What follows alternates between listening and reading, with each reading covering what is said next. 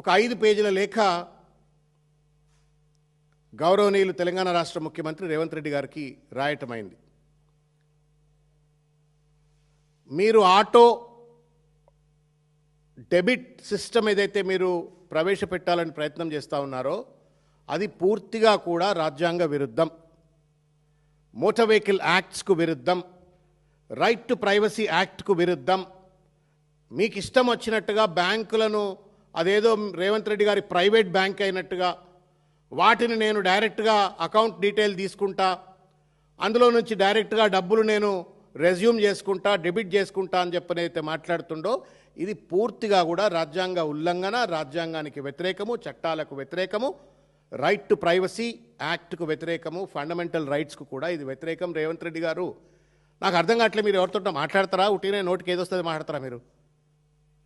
When you're talking do you think, or at least do you talk to somebody?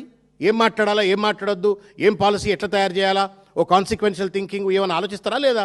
ఏది పెడితే అది వచ్చేసి ఫట మాట్లాడేస్తారా? సినిమానా ఇది? బాలకృష్ణ సినిమా డైలాగ్ ఏదేమన్నా? బాలకృష్ణ సినిమా డైలాగ్ సార్ ఇది? It's a government, it's a policy. A policy is suppose to have the constitutional sanctity. ఎవడిచ్చాడండి అధికారం నీకు? నాకు చెప్పు ముఖ్యమంత్రి గారు. దేశానికి రాజువా నువ్వేమన్నా? క్రౌన్లెస్ కింగ్ వా ఏంది? భారత రాజ్యాంగం ఏం లేదా? ఇష్టం వచ్చినట్టు మంది బ్యాంకులను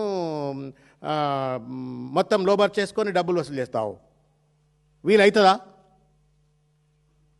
ప్రజెంట్ లాస్ అలౌ చేస్తాయా?